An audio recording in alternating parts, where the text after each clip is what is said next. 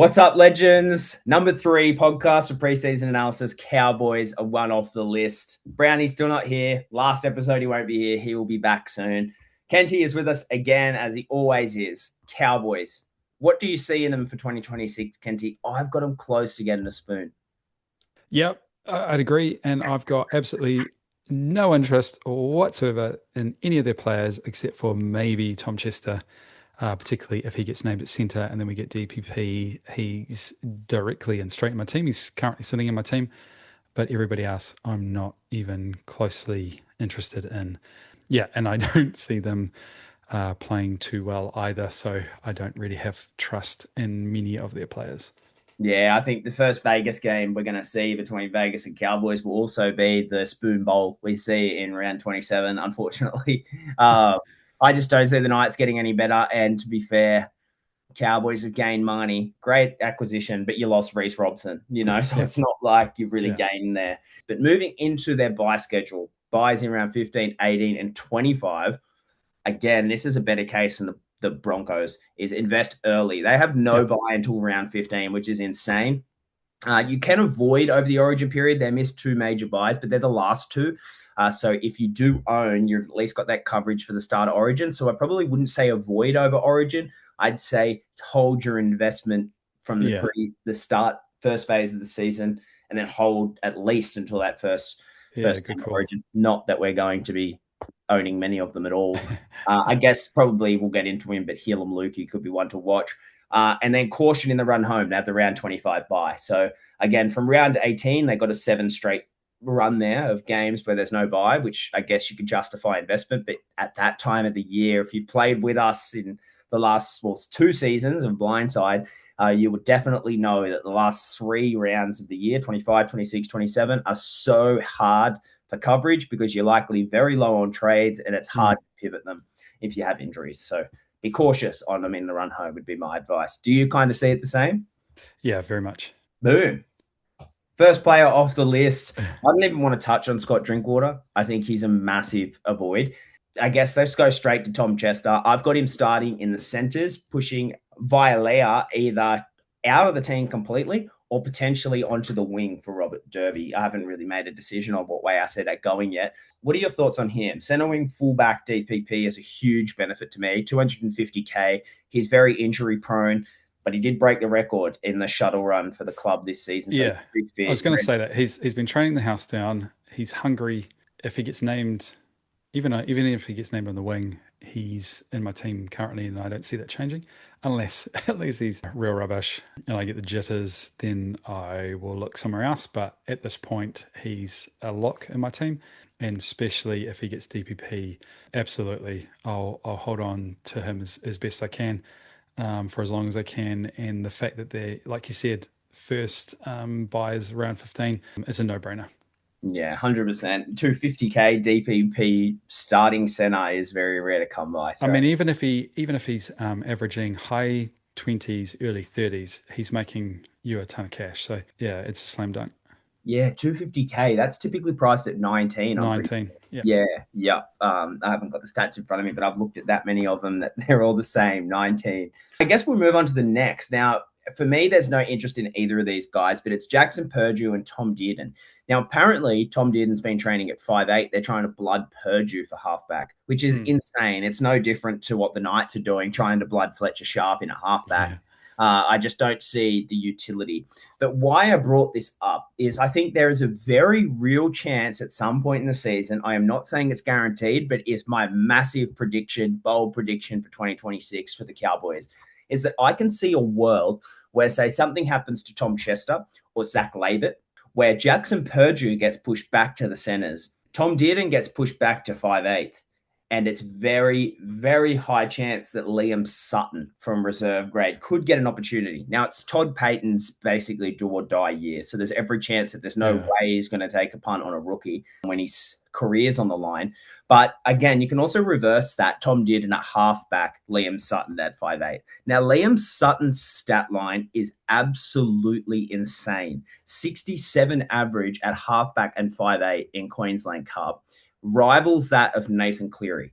Now, I think I sent you guys a big stat breakdown of what he achieved Mm. last year, and he's going a bit under the radar because he's about 23 years old. He hasn't played New South Wales or Queensland Cup before. It was his first year.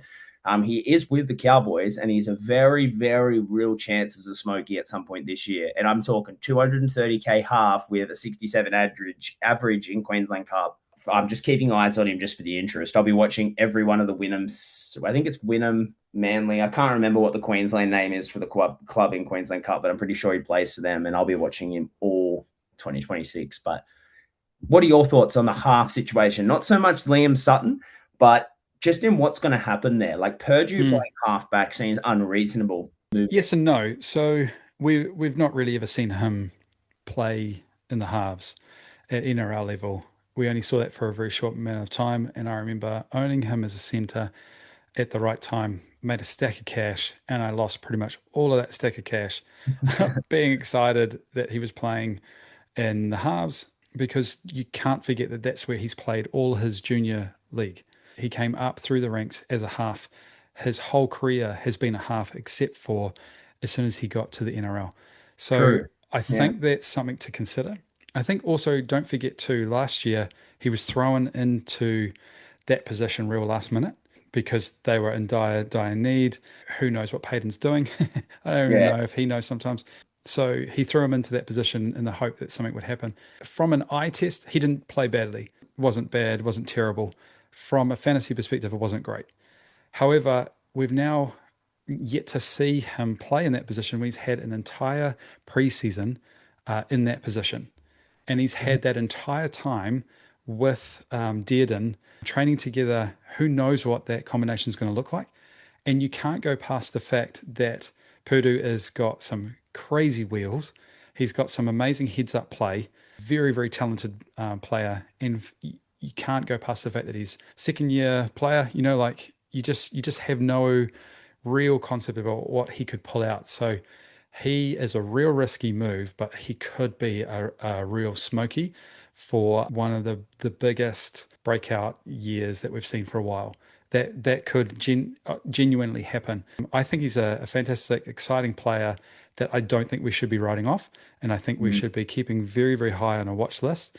Or because he's so cheap, but now I'm just starting to wonder if he is actually. He's 468K Yeah, and so he's he's not cheap. half and center. Nah, so that's rough. Mm. So again, because I'm remembering him from last year, he prices himself out of consideration until he starts hitting his straps and starts showing just how good he can be. So I actually believe in the talent. I think he's amazing, but that's more from an eye level rather than an actual wanting to invest from a fantasy perspective. Right. So your take would be don't wait until his value floors, wait until he shows you he's worth buying. Yeah, yeah. Right. Oh, Okay. totally. Because also I want to know how he's going to play with Purdue, with Dearden, because it's hard to know. Is Yeah. Dearden going to run the ship, or are they going to give Purdue, like the kicking and steer the team across the field to Mm. free up Dearden to be that running half and to really spark attack? It's going to be hard to know which way around they're going to go. So I'd want to see that too. What are his kick meters going to be like? Because we haven't really seen Purdue kick. No. Not a whole lot. His kicking meters are really, really slim. Is that what they've worked on all preseason? And he's going to be the main guy kicking? Or are they reverting to Drinkwater being the main kicker like they've done in the past? Which then, again, similar to the Knights, they rob each other, take the value out of each other. So for me, it's a watch. So my interest here was if Purdue's not kicking at all when he's in the halves, but then they also all of a sudden halve responsibilities. That's going to take away from Dearden 100%. Massively. Tom Dearden. So what I'm doing is I'm comparing Jake Clifford to Tom Dearden to see what their Yeah. kick percentage was. Yeah. Well, Clifford was the leader here, so he was averaging 286 a game. But there's some games here where they were super low. The typical figure is about 300 to 370. And when they were low, that's because Drinkwater took over a lot of the kicking. That's right. Yep, yep, And 100%. and they do run that really similarly to Ponga at Newcastle, where they come in as like a pop-up half to create, which always scares me because two ways. It scares me for the halves of that team if I own them, because they're going to mean that they're really inconsistent with their scoring. But then also, it really scares me that then if I own that fullback, they're going to have really, really big games and really, really small games. And that Yeah. fluctuation is going to be way, way too big. So ultimately, you really want, when you're deciding between players, you really want that consistency. You really want that strong base. You really want to understand, here's that word again, their role. And Mm, without understanding their role, can't invest. You shouldn't be going there, yeah. which is my main reservation on all three of these boys, Drinkwater, Dead, and Purdue. I think they're all going to rob each other, and there's no value in all three of them.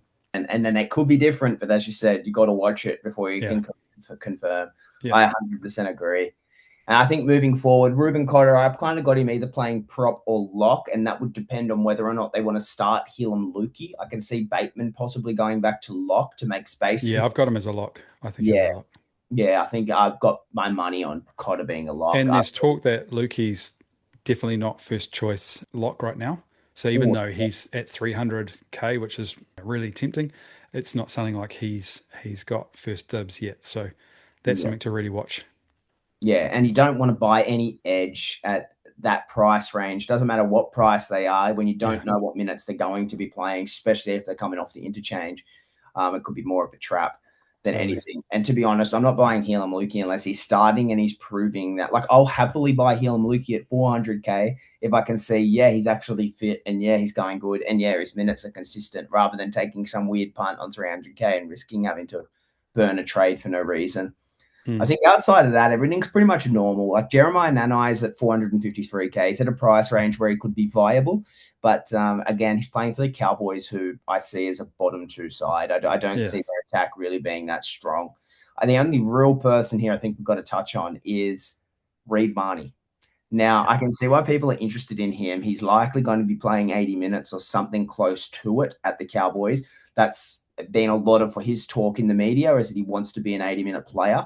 I can see that happening, and I can see value in Marnie. So I'm not going to say he's not a buy. I just think there is more secure players that you could be investing in for the hooker position. My concern is Harrison Edwards consistently takes some minutes away from lock, edge, and hooker. So there's every chance on the odd occasion that Harrison Edwards could jump on for 20 minutes and take time away from Marnie. There's also every chance that Marnie moving from the Dogs, who are one of the, say, top 6 side, into the Cowboys, who are a bottom 4 side, could increase his missed tackle count and have less attacking opportunities. So I've actually got Marnie myself averaging roughly, say, 38 to 40, which is roughly about the same, maybe 2 points more than 2025 with the Dogs.